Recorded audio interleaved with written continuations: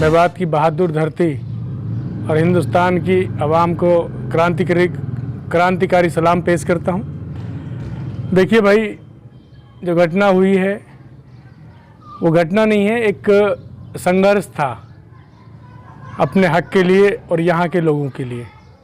और इस हक में जितनी भी पीड़ाएं हम और हमारे साथियों ने झेली, हमें उसका अफसोस नहीं है, हमें खुशी है। और हमारी ज़िंदगी की बहुत ही खूबसूरत ईद मनी है इस बार।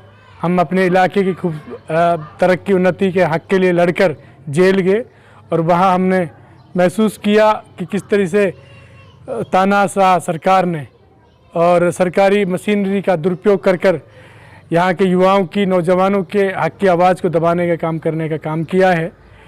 और मेडिकल कॉलेज की प्रकरण की हम बात करें उस दिन भी जिस प्रकार से कुछ दिन पहले ही, उस घटना के कुछ दिन पहले ही मेडिकल कॉलेज के वेंटिलेटर ले जाने की कोशिश की जा रही थी रात के अंधेरे में।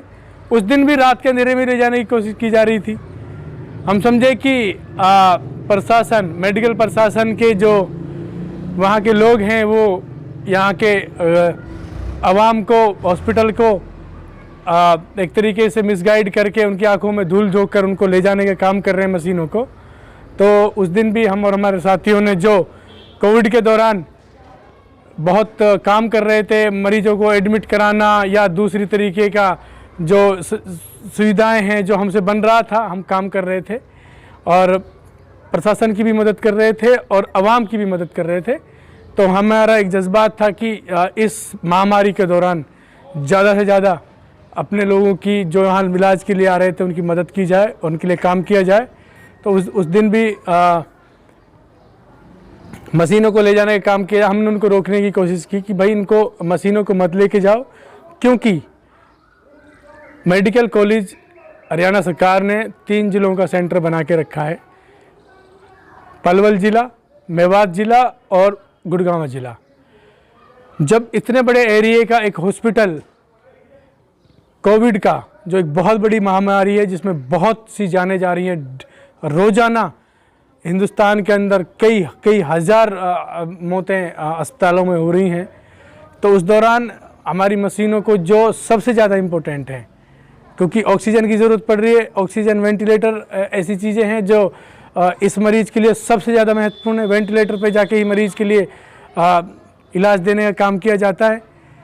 तो इतने बड़े एरिया की, इतनी बड़ी हॉस्पिटल से मशीनों को ले जाने का काम हो रहा था। तो हमने कहा कि भाई एक तरफ तो सीएम साहब उस दिन सीएम साहब भी आए थे। एक चीज़ और बताना चाहूँगा आपको मैं, सीएम साहब कह रहे थे कि इस हॉस्पिटल पे बहुत बड़ा दारोमदार है और इसमें ऑक्सीजन प्लांट लगाना, मेडिसन और जो ज़रूरत की चीज़ें हैं जल्द से जल्द मुहैया कराई जाएंगी। और उसी दिन को रात को मशीनें जा रही हैं। अगर सीएम साहब का ऑर्डर था, सीएम साहब प्रशासन से कहते कि दिन के उजाला में लेके जाओ। सीएम साहब ने प्रेस कॉन्फ्रेंस भी की थी वहाँ के पत्रकारों को, आपको भी पता होगा, आप भी वहाँ पहुँचे थे। सीएम साहब ने दिन के उजाले में प्रेस कॉन्फ्रेंस में कहते थे कि भाई 2 जिलों के लिए कि आपके यहाँ हॉस्पिटल से हम वेंटिलेटर वहाँ पहुँचाने का काम करेंगे। रात के अंधेरे में ये काम करने का काम क्यों हो रहा था? हरियाणा सरकार को काम करने की ज़रूरत है, अपनी नीयत और नीतियों को सही करने की ज़रूरत है।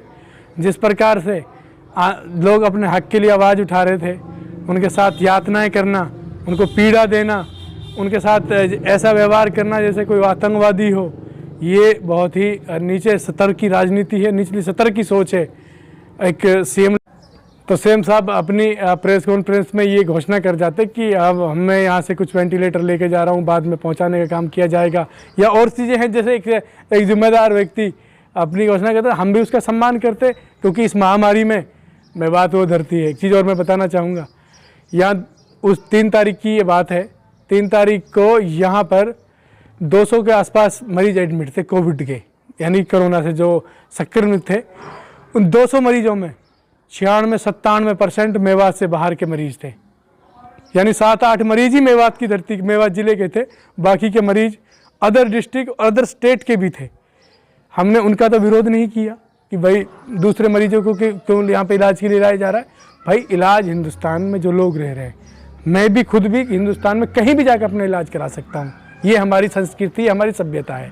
लेकिन जिस प्रकार से रात के अंधेरे में काम किया जाए, हर एक आदमी, हाँ, क्योंकि हमारी भी जिम्मेदारी बनती है सरकार के साथ साथ अपने क्षेत्र की जो सरकारी सिस्टम्स हैं, चाहे स्कूल हो, कॉलेज हो, और जो चीज़ पब्लिक के लिए बनी है, चाहे हॉस्पिटल हो, उनकी रख रखाव की, उनकी देखभाल की, उनकी साफ़ सफाई की, उनके लिए हमारी भी जिम्मेदारी बनती है कि हम भी उनमें अपना फ़र्ज निभाएं।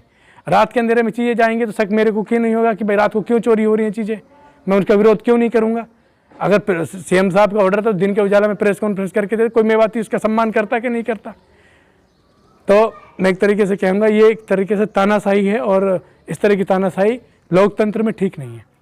साहिब जी, जैसे भी आप लोगों के ऊपर आरोप लगाए गए थे, पुलिस के ऊपर आप लोगों ने पथराव किया था, देखिए हम हमेशा गांधीवादी विचारधारा के लोग हैं। हमने हमेशा शांति का, ऐसा नहीं है कि हमारा पहले ही प्रदर्शन है, हम पिछले काफ़ी समय से हम और हमारे साथी सोशल वर्क में अलग अलग प्रकार से यहाँ के लोगों के लिए काम करते हैं। आज तक पहली बार ऐसा हुआ है कि हम लोग अगर अशांति लोग होते तो पहली बार भी तो हमने डींगलेडी मसला हुआ था उसमें प्रदर्शन करे, और भी हमने यूनिवर्सिटी के लिए प्रदर्शन करा, हमने अच्छी एजुकेशन के लिए जो भी सिस्टम्स होते हैं, जो सालेडी में वो केंद्रीय विद्यालय बनना था उसके लिए प्रदर्शन करा। सीआरपीएफ कैंप यहाँ जब बन रहा था टूंडलाखा गांव में, तो वहाँ जो उसकी यातना हुई उनके खिलाफ हमने प्रदर्शन करा। सरकार की नीयत और नीतियों के खिलाफ हमने प्रदर्शन करा। तो उससे पहले हमारे ऐसे प्रशासन के साथ झगड़ा क्यों नहीं हुआ?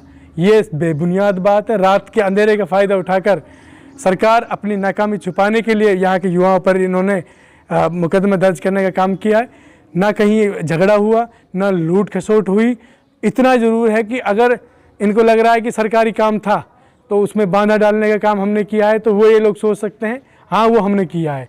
हमको नहीं पता था कि सीएम ने ऑर्डर करके रखे। सीएम ने जब दिन के अंधेरे में, दिन के उजाला में प्रेस कॉन्फ्रेंस करी, जब भी कह के चला जाता मेरे बात से, कौन वहाँ जाता जब उसको बुरा लगना चाहिए था सीएम साहब को।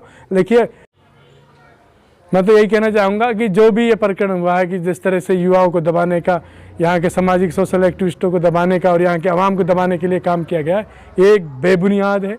झूठ के आधार पर सब कुछ करा गया है ताकि यहाँ की आवाम को हक की आवाज़ को, यहाँ की आवाम की हक की आवाज़ को दबाया जा सके। क्योंकि इनका यही काम है, किसान अपने हक मांगते हैं उनको दबाते हैं, नौजवान अपना हक मांगते हैं तो उनको दबाते हैं, कर्मचारी जो लोग यहाँ काम कर रहे हैं उनको वो अपनी आवाज़ उठाते हैं तो उनको दबाने का काम करते हैं। इनकी फितरत होगी है जो हक। मेवात की तमाम अहम खबरों के लिए मेवात टाइम्स टीवी का यूट्यूब चैनल सब्सक्राइब कर लें